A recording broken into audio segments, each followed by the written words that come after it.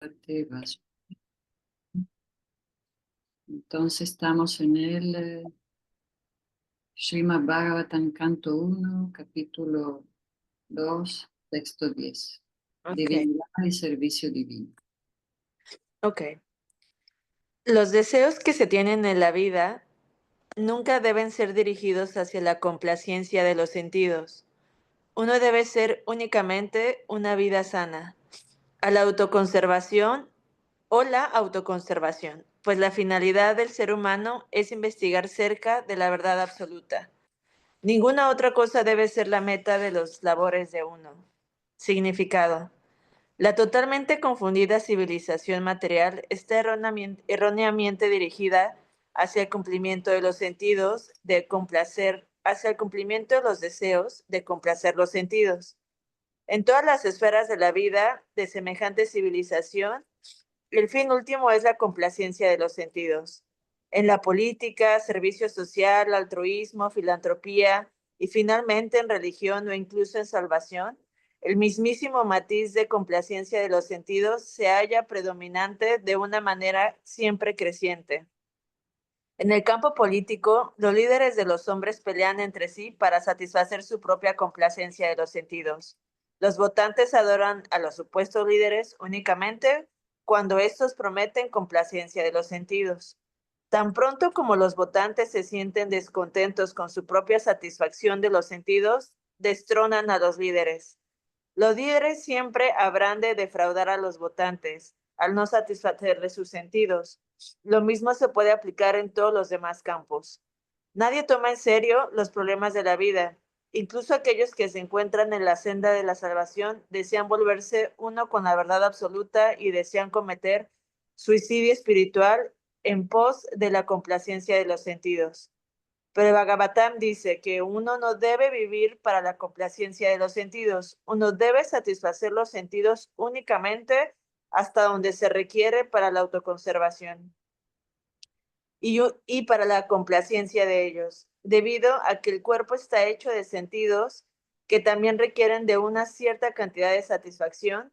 Existen instrucciones regulativas para la satisfacción de los mismos. Pero los sentidos no tienen por objeto el disfrute sin restricción. Por ejemplo, el matrimonio o la unión de un hombre y una mujer es necesario para la procreación, mas su finalidad no es el disfrute de los sentidos. Ante la ausencia de una restricción voluntaria, se le hace propaganda a la planificación familiar, pero los hombres necios no saben que la planificación familiar se ejecuta automáticamente, tan pronto como hay una búsqueda de la verdad absoluta. Los buscadores de la verdad absoluta nunca son seducidos por la innecesaria participación en actividades de complacencia de los sentidos, debido a que los estudiantes sinceros que buscan la verdad absoluta están siempre sobrecargados con el trabajo de investigar la verdad.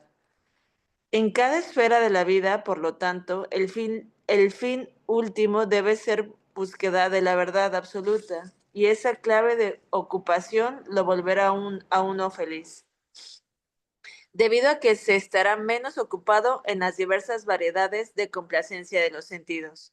Y a continuación se explica lo que es esa verdad absoluta. Uy, este está súper bonito, ¿no? Porque pues como menciona Bhagavad Gita, ¿verdad? Madre, que si tratamos de satisfacer los sentidos, nos podemos perder. Entonces, me parece muy bello aquí que dice, y la verdad es difícil, ¿no? Porque pues estamos súper rodeados de estimulantes y tiene sentido, vamos eligiendo con base a, como nos dijo el maestro, en base a lo que nos sentimos cómodos y esa comodidad la dictan los sentidos, pero pues nos ofrece también una opción para poder no estar concentrado en los sentidos, sino estar constantemente cercanos a la búsqueda y consumir la verdad absoluta para no mantenernos, para tratar de mantenernos enfocados y no estar siempre enfocados en lo que nuestros sentidos quieren. Eso está muy bello, madre. No sé si quieran comentar algo más. Pues sí, como tú dices, mira, la vida sana para la autoconservación. El problema nuestro aquí es el descontrol, ¿no? Todo lo descontrolamos, como mencionamos hace poco, ¿no? Con comer algo saludable estaríamos bien, pero pues hay demasiada estimulante, como dices tú, y en todos aspectos de los sentidos es, es ese descontrol que nos trae tanto problema a la salud, a la mente, a todo. Ujú. Es correcto. Ok. Ujú. Eh, Continuando, texto 11. Los trascendentalistas eruditos como que conocen la verdad absoluta llaman a esa sustancia no dual Brahman, Paramatma o Bhagavan. Significado. La verdad absoluta es tanto sujeto como objeto, y ahí no hay ninguna diferencia cualitativa. Por lo tanto, Brahman, Paramatma y Bhagavan son cualitativamente una misma y única cosa. La misma sustancia la comprenden como Brahman impersonal los estudiantes de los Upanishads, como Paramatma, localizado los Hiranyagarbhas o los yogis, y como Bhagavan los devotos. En otras palabras, Bhagavan o la personalidad de Dios es la última expresión de la verdad absoluta. Paramatma es la representación parcial de la personalidad de Dios. Y el Brahman impersonal es la refulgencia radiante de la personalidad de Dios. Lo que los rayos solares son al Dios del sol. Estudiantes poco inteligentes de cualesquiera de las escuelas mencionadas a veces argumentan a favor de su propia y respectiva comprensión, pero aquellos que son videntes perfectos de la verdad absoluta saben que los tres aspectos mencionados de la única verdad absoluta son diferentes perspectivas vistas desde diferentes ángulos. Como se explica en el primer sloka, el primer capítulo del Bhagavatam, la verdad suprema es autosuficiente, consciente y está libre de la ilusión de la relatividad. En él se vuelve una especie de disturbio en la senda del servicio devocional. Por lo tanto, a menos que el servicio devocional esté establecido en los principios de Sruti, Smriti, Purana o Pancharatra, Ujú. como autoridades, el fingido espectáculo de servicio devocional debe ser rechazado de inmediato. Un devoto desautorizado nunca debe ser reconocido como un devoto puro. Mediante la asimilación de dichos mensajes de las escrituras védicas, uno puede ser constantemente y dentro de su propio ser el omnipresente aspecto localizado de la personalidad de Dios. Eso se denomina samadhi. Pues creo que habla como un poco de también del discernimiento de nuestro entorno y de la interpretación de Dios, ¿no? Tener como mucho cuidado en no perdernos entre las interpretaciones de cada uno de los practicantes de diferentes filosofías o no sé, bajo la misma, pero tener como el enfoque de mantener como reconociendo que pues Dios o la verdad absoluta está en todo, madre. Algo así es un poco mi interpretación. Claro, porque Dios no es ni hindú, ni italiano, ni ruso, es de todo, lo llamamos con nombre diferente y porque Él se expande así para acercarnos a nosotros, esto por nivel, por una situación cultural, pero Él es el mismo y no le importa que lo llamemos con apodos o diferentes. Y también todos los caminos son el camino. Si es un camino sincero que busca la verdad absoluta, busca el amor por Dios, es entonces un camino fidedigno, ¿verdad? Claro, si son caminos que hay donde hay explotación, abusos, etcétera, entonces hay que tener cuidado, pero si son caminos que vemos que las guías son acharyas que practican lo que predican y que realmente hay un espíritu misionero de una búsqueda sincera, entonces todos los caminos son muy valiosos y el Señor Supremo acepta todo esto, ¿no? Ujú. Y me está bien bella la analogía de cómo separarías los rayos del sol del sol. O sea, es como nosotros somos lo que los rayos del sol al sol, ¿no? Con Dios. Sí. Eso está muy bello. Hay un comentario de Ananda Lakshman. No es exclusivo, sí, más sí personal con cada alma. Sí, hay una relación personal con él. Cada uno tiene su proceso y su relación personal. Después las comunidades son para ayudarnos a cumplir con nuestra meta, apoyarnos, ¿verdad? Sí, pero Dios es súper inclusivo. Muy bien. ¿No? ¿Tú quieres leer, Sri Raga, antes de que te desconectes? Sí, sí, sí. Ya que Adelante. insistes, Yo sé que ahorita tienes espacio, ¿no? Antes de que vayas con tus pequeños. pues no van a ir a la escuela. Ah, Ah, mejor. Pues por no, el frío no van a la escuela, ¿eh? No, no, no, no. debería de Está aplicar al todo. trabajo. A qué temperatura se deja de ir a trabajar? Exacto. Bueno, entonces texto 12, ¿verdad? 12. Sí. Ok, dúo dice.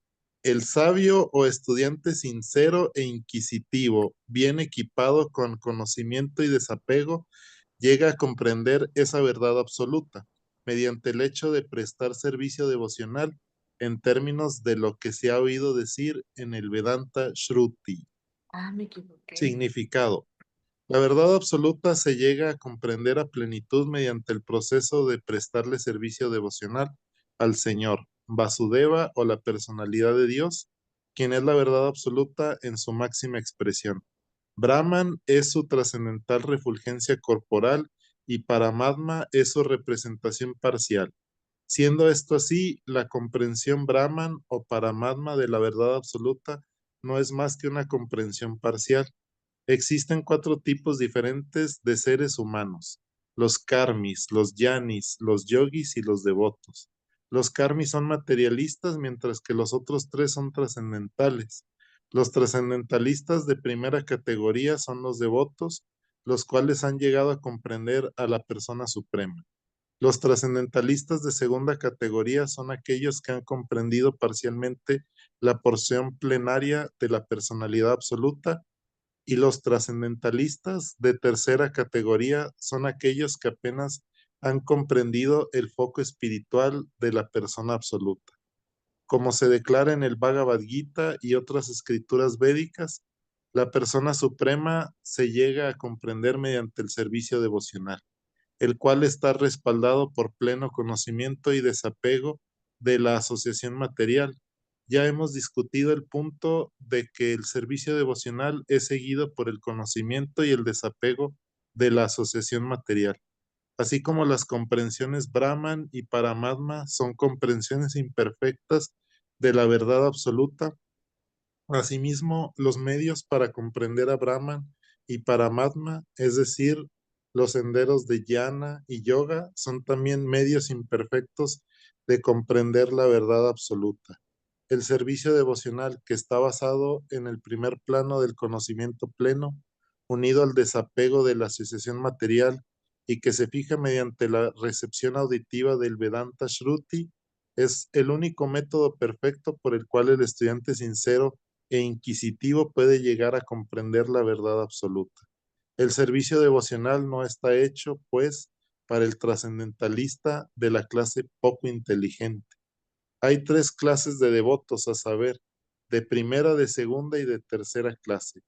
Los devotos de tercera clase o los neófitos que no tienen conocimiento alguno y no están desapegados de la asociación material, sino que simplemente están atraídos al proceso preliminar de adorar a la deidad del templo, se denominan devotos materiales. Los devotos materiales están más apegados al beneficio material que al provecho trascendental. Por lo tanto, uno tiene que progresar de una manera definida, pasando de la posición del servicio devocional material a la posición del servicio devocional de segunda clase. En la posición de segunda clase, el devoto puede distinguir 4 principios en la línea devocional, a saber, la personalidad de Dios, sus devotos, los ignorantes y los envidiosos. Uno tiene que elevarse al menos a la etapa de un devoto de segunda clase y volverse así merecedor de conocer la verdad absoluta. En consecuencia, un devoto de tercera clase tiene que recibir las fuentes autoritativas del Bhagavata, las instrucciones del servicio devocional. El principal Bhagavata es la personalidad establecida del devoto y el otro Bhagavatam lo constituye el mensaje de Dios. Por consiguiente, el devoto de tercera clase tiene que ir a la personalidad del devoto a fin de aprender las instrucciones del servicio devocional. Esa personalidad de devoto no es un profesional que se gana la vida mediante el negocio del Bhagavatam. Dicho devoto debe ser un representante de Sukadeva Goswami. Tal como Sutta Goswami debe predicar el culto del servicio devocional para beneficio completo de toda la gente. Un devoto neófito siente muy poco gusto en oír las autoridades. Un devoto neófito de esa clase, para satisfacer sus sentidos, hace un espectáculo de que oye al hombre profesional. Esa clase de oír y cantar ha arruinado todo el asunto. Así que uno debe cuidarse mucho del proceso defectuoso. Los sagrados mensajes de Dios, tal como se inculcan en el Bhagavad Gita o en el Srimad Bhagavatam, son indudablemente temas trascendentales, pero a pesar de serlo, dichos asuntos trascendentales no deben recibirse de labios del hombre profesional que los echa a perder tal como la serpiente echa a perder la leche con solo tocarla con su lengua. Así pues, en beneficio de su progreso, un devoto sincero debe estar dispuesto a oír la exposición de la literatura védica, tal como los Upanishads, el Vedanta y obras literarias que han dejado las autoridades previas o Goswamis. Sin oír la exposición de estas escrituras, uno no puede progresar no puede progresar verdaderamente. Y sin oír ni seguir las instrucciones, el espectáculo de servicio devocional pierde todo valor y por consiguiente se vuelve una especie de disturbio en la senda del servicio devocional. Por lo tanto, a menos que el servicio devocional esté establecido en los principios de Shruti, Smriti, Purana o Panchakaratra, como autoridades, el fingido espectáculo de servicio devocional debe ser rechazado de inmediato. Un devoto desautorizado nunca debe ser reconocido como un devoto puro mediante la asimilación de dichos mensajes de las escrituras védicas. Uno puede ver constantemente y dentro de su propio ser el omnipresente aspecto localizado de la personalidad de Dios. Eso se denomina samadhi. Jai. Right. Punto muy Pues importante, ¿no? como que les hizo mucho daño años de historia ahí a la India, ¿verdad, madre? Tantas personas que hacían representaciones dramáticas y dramaturgia del Bhagavad. Sí.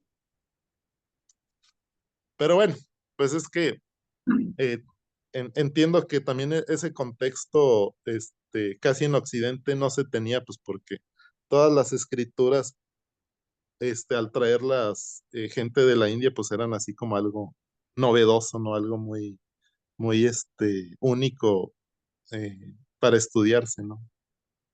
Creo yo. Sí. Entonces se menciona, hay 3 clases de devotos, Sí, ¿verdad? así es. ¿Cómo ves esto, Sridhar? No, pues yo no me considero ni siquiera que esté en esos. No caigo en ninguno, ¿verdad? Ah, en los etcétera, etcétera. No, pues es bonito porque es como también esa motivación de ir progresando, ¿no? Porque pues siento que parte de este camino pues estamos lidiando también con nuestras percepciones, con nuestro ego, con muchas cosas y pues yo creo que también parte del mensaje y siempre me ha quedado muy claro de Mahatma y de algunos otros maestros es de que no entres al Bhakti Yoga para inflar tu ego, ¿no? Y a veces pasa, Claro, sí, el ego siempre está ahí atento. claro. Siempre está al pie del cañón el ego. Si estamos humildes, pensamos, ay, que cómo estoy, soy humilde realmente, soy muy bueno allá, Sí, sí, sí. Pero ¿verdad? bueno, sí, y también yo creo que también yo lo veo, o sea, desde que he estado así en contacto con devotos y que pues claro que siempre está la inspiración, ¿no? Lo veo también presente acá con el tema de la ciencia, porque hay un dicho muy famoso del físico premio Nobel, que era así como que si alguien te puede explicar la teoría de la física cuántica, es porque no la entiende. Entonces lo tienes, o sea, el Bhakti Yoga, pues lo tienes que experimentar a través del servicio devocional. No hay otra manera. Por Sí, más que leas todos los Vedas y por más que, pues lo tienes que experimentar, ¿no? así dicen de la verdad absoluta, que si uno la entiende es porque no es. Exacto. Sí, totalmente. Pero bueno, continúo con el siguiente texto. ¿Tienen todos claros los tres tipos de devotos, de caminos? ¿Podemos Eh, El repetirlo un neófito es segundito? el que no acepta ninguna autoridad.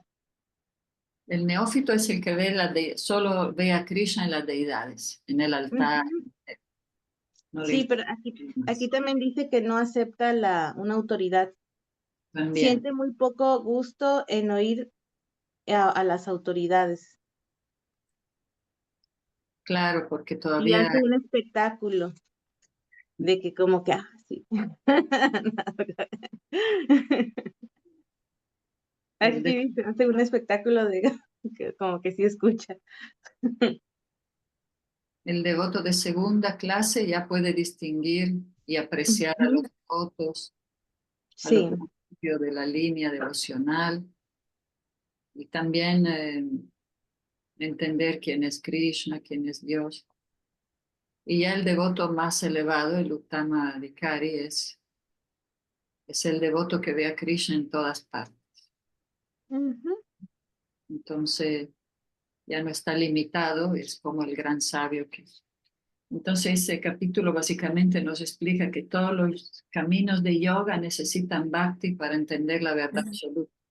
Y Ujú. bhakti no es independiente de cualquier religión, de cualquier, o sea, todo camino espiritual puede tener bhakti cuando practica el servicio devocional y busca prema bhakti, amor por Dios y por todas las entidades vivientes. Así que el bhakti es un sentimiento de amor totalmente independiente de instituciones materiales. Lo podemos encontrar en todas partes, es una energía siempre en movimiento, nadie la puede retener. O sea, uno no puede decir solo si vienes aquí es servicio devocional, o solo si vienes a este templo es bhakti, no es así.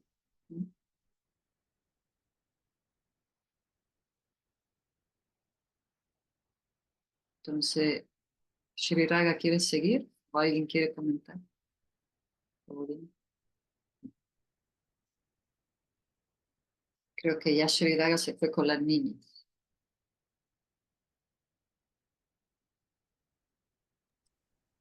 Entonces, seguimos buscando el Samadhi. En el Sí, capítulo. entonces leo capítulo 13, digo texto 13, perdón. Sí, si tienes tiempo todavía, Shri. Claro. Ok. Dice,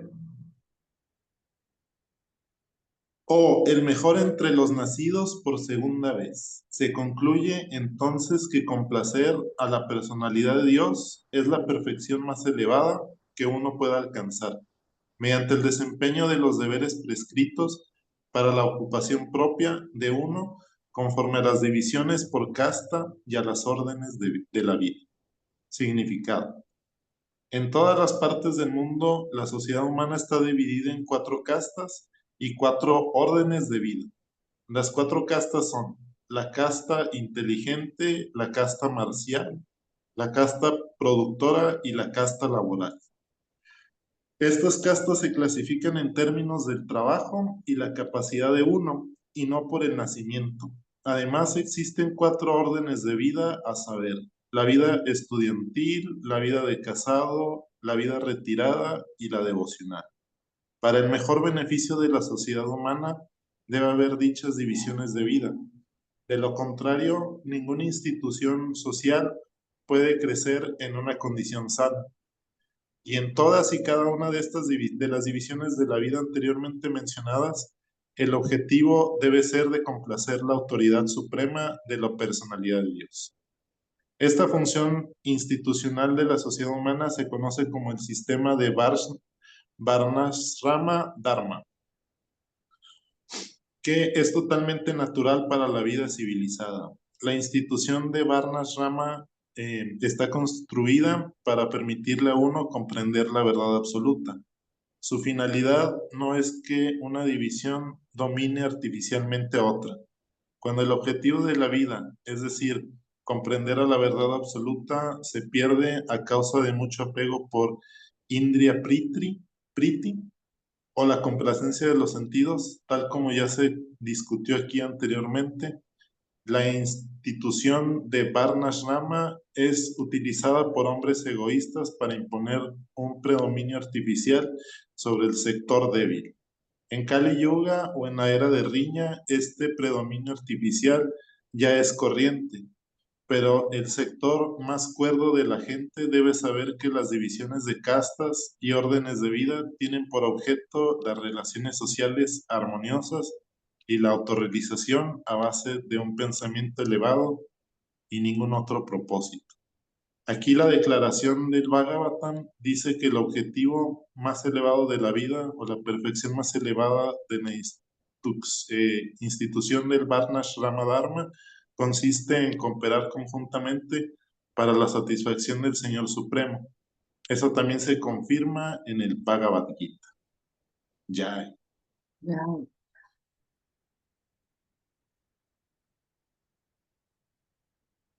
Pues no sé si tenga la autoridad para comentar algo más, pero sí, pues tiene así mucho, es. ¿verdad? Y creo que es lo bonito del Bhagavatam es de que incluso más adelante como te va diciendo, como contando esa historia de cómo se fue degradando, ¿no? Ujú. Lo cual pues ayuda mucho como también a armar todo el rompecabezas. El tema controversial de las castas. Sí, sí, claro. Sí, también. Sí, se explica que es una degradación pecaminosa del Varnashrama Dharma, lo que se creó en la India con el tema de las castas. Se usó para abusar a las personas. Se está usando todavía. Pues es que ahí también se ha prestado mucho a interpretaciones, ¿verdad? Claro. Ujú. Por Como, eso, como todo, como que es la condición humana, ¿no? Siempre está los que interpretaron de alguna manera estas escrituras y pues por eso está ahí. Es como la condición humana. sí, manipular las cosas para nuestra gratificación, ¿no? Claro, Ya la locura del mundo material. sí, sí, totalmente. Bueno, ahora sí, sí, si alguien más quiere leer el 14. Gracias, Sri Raga. ¿Quieres, Draupadi? ¿O quieres que lea un rato yo? Sí, dice 14. Así que constantemente y con la atención fija, uno debe oír hablar de la personalidad de Dios y adorarlo, recordarlo y glorificarlo a Él, quien es el protector de los devotos. Significado.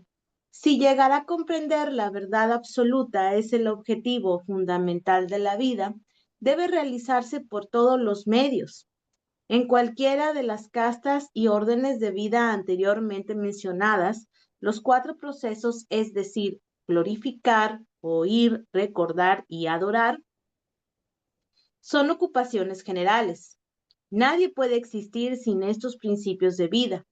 Las actividades del ser viviente implican ocuparse en estos 4 principios diferentes de vida. Especialmente en la sociedad moderna, todas las actividades dependen más o menos de oír y glorificar. Cualquier hombre de cualquier nivel social se vuelve muy conocido en la sociedad humana en muy poco tiempo. Si tan solo los periódicos lo glorifican veraz o falsamente. A veces los líderes políticos de un partido en particular también son anunciados por la propaganda periodística y mediante ese método de glorificación, un hombre insignificante se convierte en un hombre importante, en un 2x3. Pero semejante propaganda a base de la glorificación falsa de una persona inepta no puede producir ningún bien, ni para el hombre en particular, ni para la sociedad. Puede que haya algunas reacciones temporales a dicha propaganda, pero no hay efectos permanentes. Por lo tanto, esas actividades son una pérdida de tiempo. El verdadero objeto de glorificación es la suprema personalidad de Dios, quien ha creado todo lo que se encuentra manifestado ante nosotros. Hemos discutido este hecho ampliamente desde el comienzo del sloka Janmadi Asya de este Bhagavatam. La tendencia a glorificar o escuchar a los demás debe dirigirse hacia el verdadero objeto de glorificación, el Ser Supremo, y el resultado de esto será la felicidad. Ya, Yay. todos los versos, ya.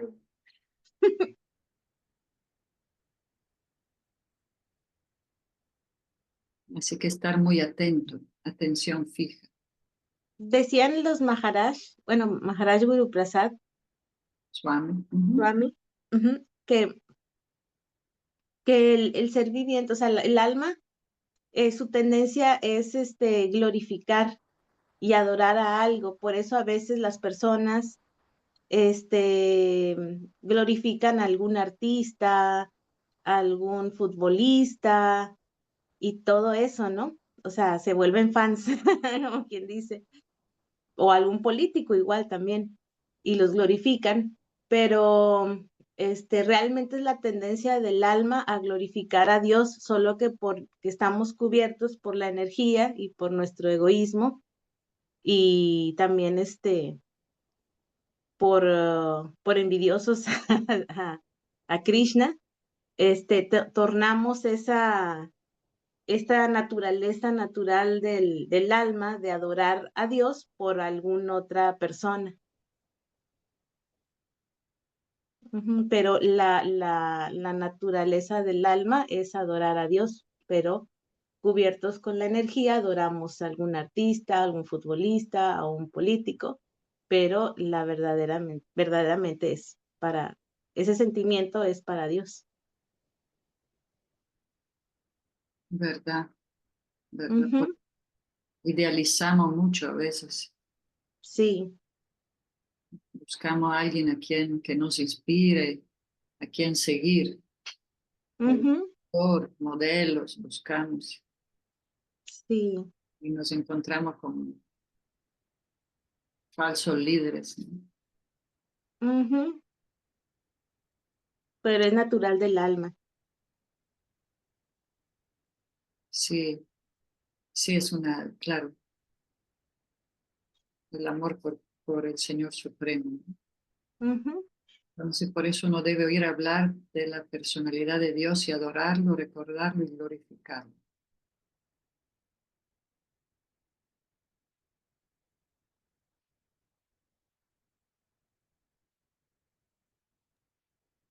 Muy bien. Ujú. ¿Le doy?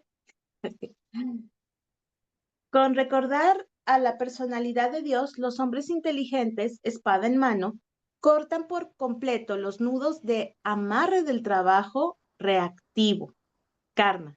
Por lo tanto, quien no le prestará atención al mensaje de él, significado.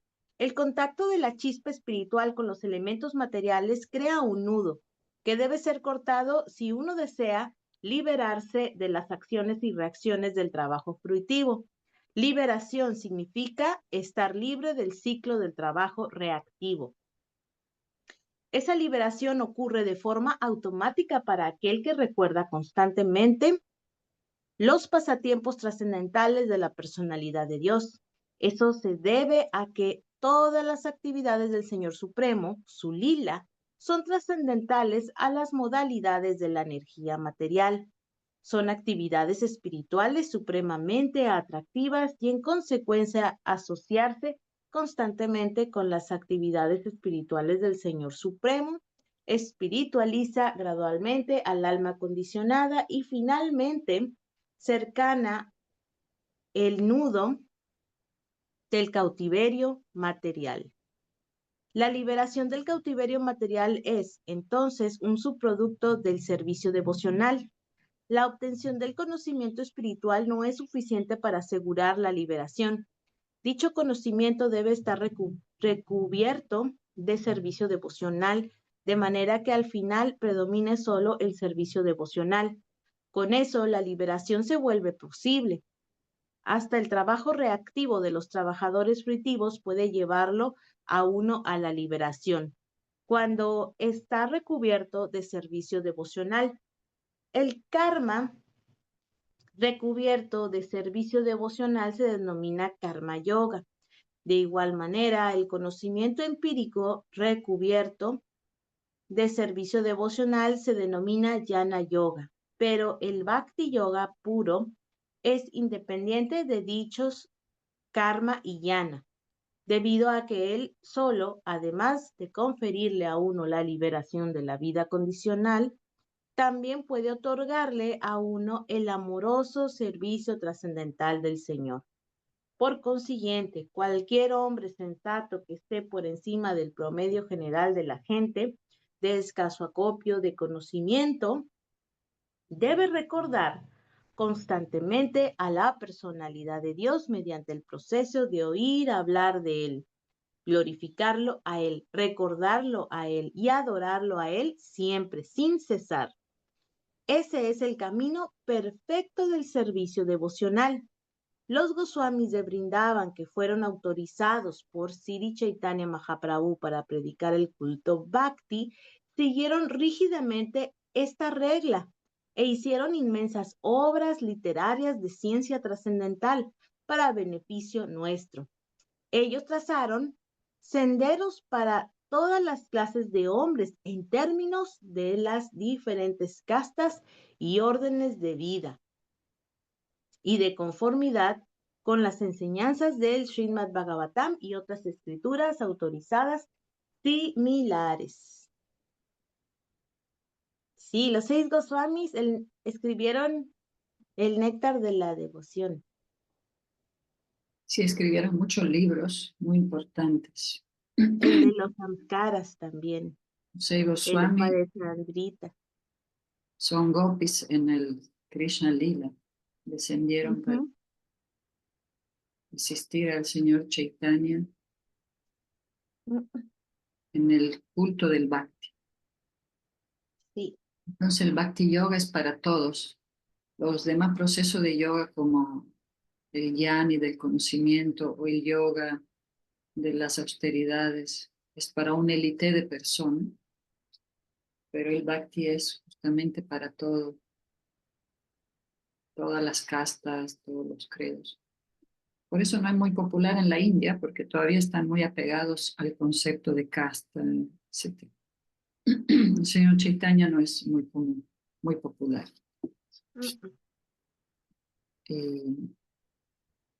Entonces, Draupadi, el amarre en este mundo. Esta mañana me desperté y recordaba En Italia, mis vecinos, mis primos tienen vacas, ¿no? Pero están amarradas toda la vida con cadena. ¿Viste? Las vacas están en los establos, tienen una cadena, decía, wow,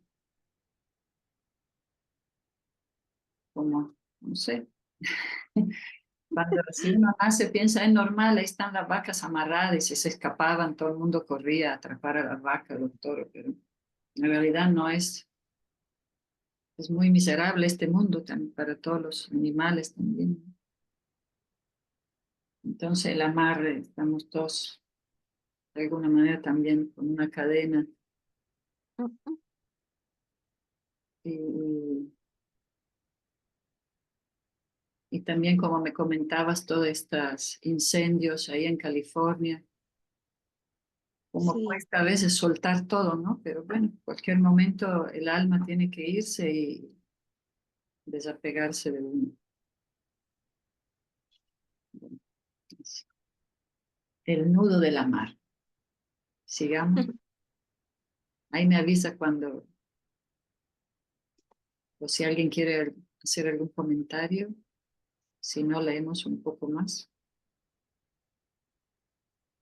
Bueno, 16. Sí, ahora vienen una serie también del 16 al 21, son muy importantes todos estos textos. Bueno, todos son muy valiosos, ¿no? Pero realmente se hace mucho énfasis, el comienzo del Bhagavatam, se hace mucho énfasis en el Bhakti, la importancia, ¿no? Ujú, ujú. Dice 16. Oh sabios por segunda, oh sabios nacidos por segunda vez. Gran servicio se realiza al servir a aquellos devotos que están completamente libres de todo vicio. En virtud de ello, uno se aficiona a oír los mensajes de Vasudeva. Significado: la vida condicionada de un ser viviente la causa su rebelión en contra del Señor. Existen los hombres llamados devas o seres vivientes santos, y existen los hombres llamados asuras o demonios, que están en contra de la autoridad del Señor Supremo. En el Bhagavad Gita, 16º capítulo, se da una descripción vívida de los asuras, en la que se dice que los asuras son puestos en estados de ignorancia cada vez más bajos, vida tras vida, y así se sumen en las formas animales inferiores y no tienen información alguna de la verdad absoluta, la personalidad de Dios. Estos asuras son gradualmente corregidos y restablecidos en el estado de conciencia de Dios por la misericordia de los liberados servidores del Señor en diferentes países conforme a la voluntad suprema. Esos devotos de Dios son asociados muy íntimos del Señor, y cuando vienen a salvar a la sociedad humana de los peligros del ateísmo, son conocidos como poderosas encarnaciones del Señor, como hijos del Señor, como sirvientes del Señor o como asociados del Señor. Pero ninguno de ellos proclama falsamente que Él mismo es Dios. Esta es una blasfemia que profieren los asuras, y los demoníacos seguidores de esos asuras toman también a unos farsantes por Dios o por una encarnación de Él. En las escrituras reveladas hay información definida sobre la encarnación de Dios. Nadie debe ser aceptado como Dios o una encarnación de Dios a menos que lo confirmen las escrituras reveladas. Los devotos que verdaderamente requieren ir de vuelta a Dios deben respetar a los sirvientes de Dios de la misma manera en que respetan a Dios. Dichos sirvientes de Dios reciben el nombre de Mahatmas o Tirtas, y ellos predican conforme el tiempo y lugar particulares. Los sirvientes de Dios exhortan a la gente a volverse devotos del Señor. Ellos nunca toleran que se les llame Dios. Sri Chaitanya Mahaprabhu era Dios mismo, según la indicación de las escrituras reveladas, pero él desempeñó el papel de un devoto. La gente que sabía que él era Dios se dirigía a él llamándolo Dios, pero él solía taparse los oídos con las manos y cantar el nombre del Señor Vishnu. Él protestaba enérgicamente en contra de ser llamado Dios, aunque indudablemente era Dios mismo. El Señor se comporta así para ponernos en guardia en contra de hombres inescrupulosos que disfrutan de que se les llame Dios. Los sirvientes de Dios vienen a propagar el cultivo de la conciencia de Dios y la gente inteligente debe cooperar con ellos en todo aspecto. Por prestarle servicio al sirviente de Dios, uno puede complacer a Dios más que por prestarle servicio a Dios directamente. El Señor se siente más complacido cuando ve que sus sirvientes son debidamente respetados, porque esos sirvientes arriesgan todo por el servicio del Señor y por ello son muy queridos por Él. El Señor declara en el Bhagavad Gita 18:69 que nadie es más querido por Él que aquel que arriesga todo para predicar su gloria. Por prestarles servicio a los sirvientes del Señor, uno adquiere gradualmente la calidad de esos sirvientes y de esa forma uno se vuelve apto para oír hablar de las glorias de Dios. El anhelo de oír hablar de Dios es el primer requisito con el que se debe cumplir un devoto merecedor de entrar en el reino de Dios. El primer requisito es querer oír de Dios. Y aquí servir, que realiza servicio. Hay que siempre aprovechar, relacionarnos con los devotos, los maestros, las maestras. Sí, de hecho, se dicen las características, ¿no? De un devoto puro.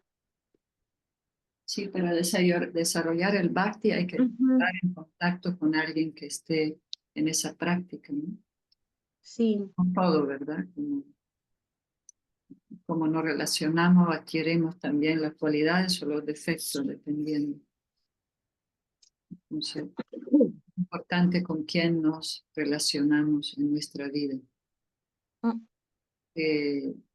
Ser muy cuidadoso.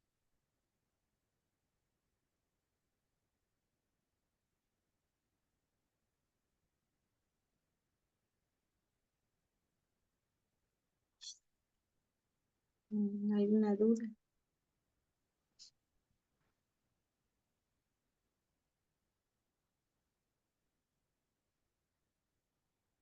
¿17?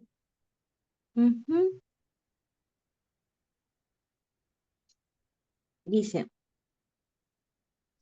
Sri Krishna, la personalidad de Dios, quien es Paramatma, la superalma, que se encuentra en el corazón de todo el mundo, y el benefactor del devoto veraz, limpia el deseo de disfrute material del corazón del devoto en el que se ha desarrollado el vivo deseo de oír sus mensajes, los cuales son virtuosos en sí mismos cuando se oyen y se cantan como es debido.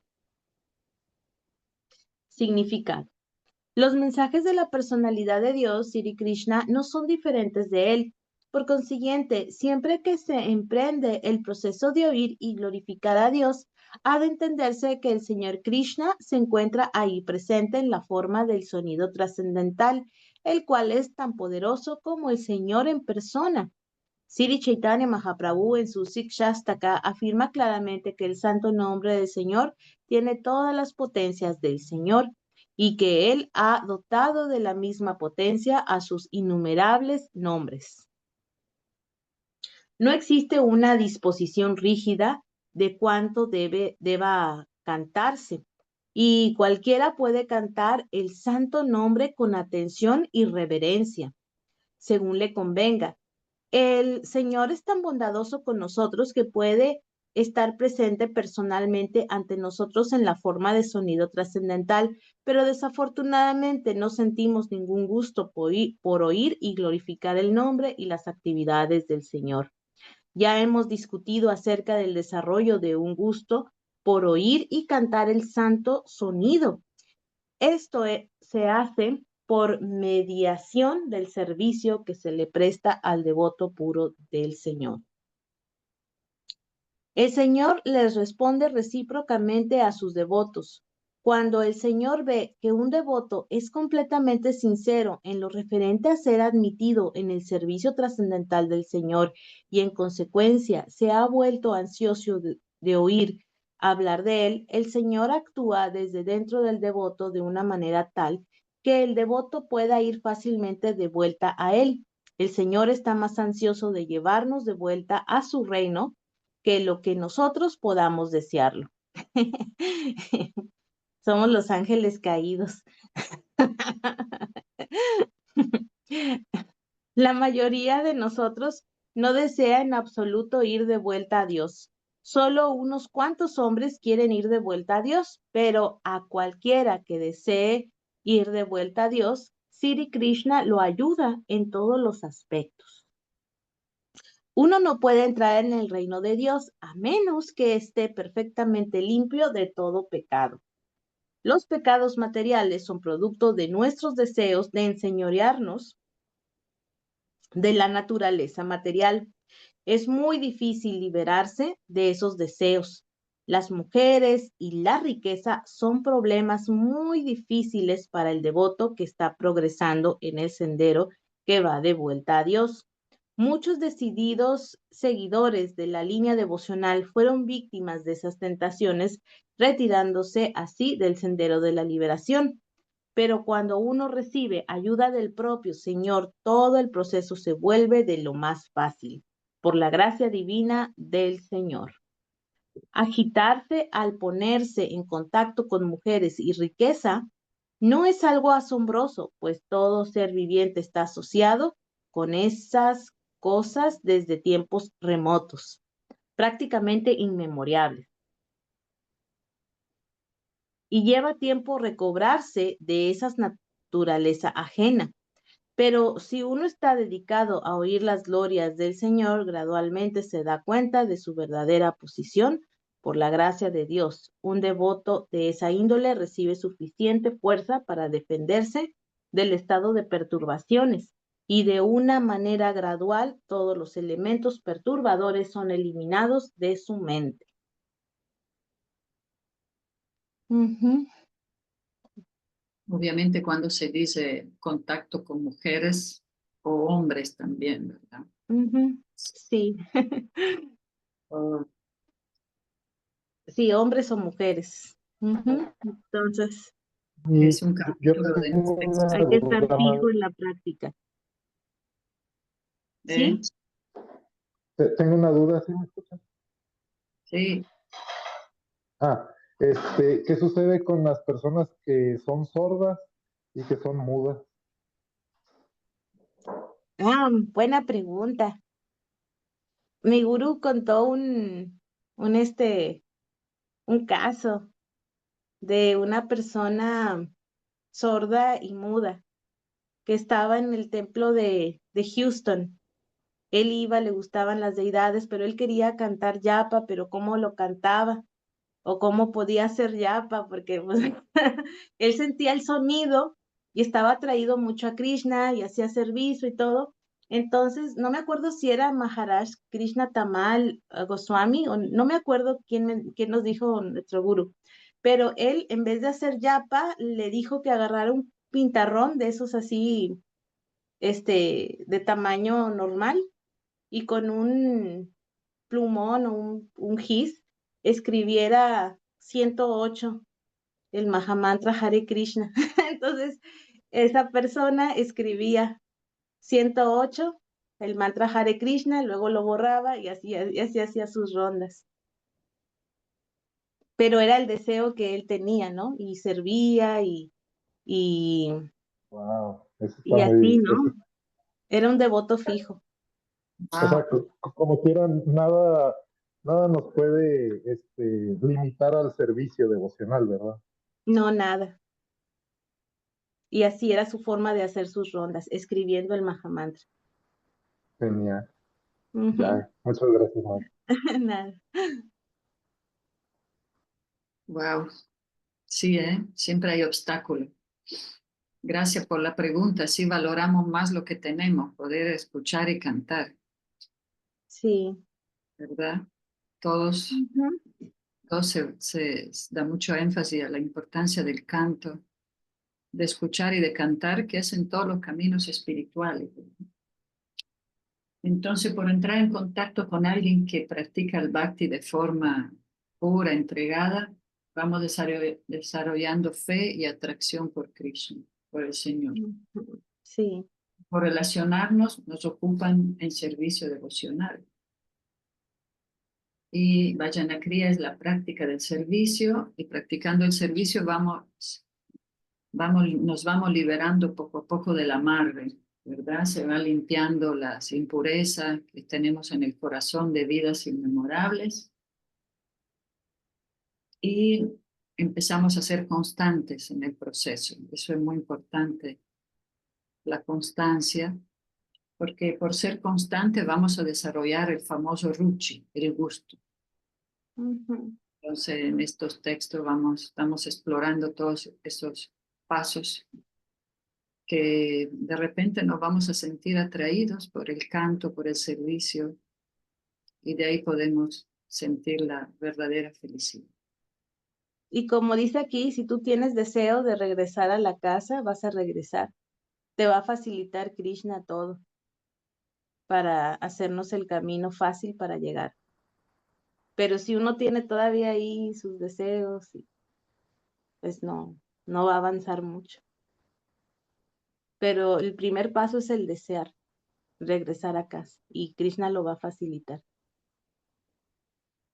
Ujú. Sí. Entonces hoy nos quedamos en el texto 17. Sí. Bueno, muchas gracias por asistir a la lectura. Vanchakalpa. Hasta mañana. Hasta mañana. Gracias. Hasta mañana. Hare Krishna. Hare Hare Bol. Hare Krishna. Haribol. Hare Bol. Haribol. Vamos a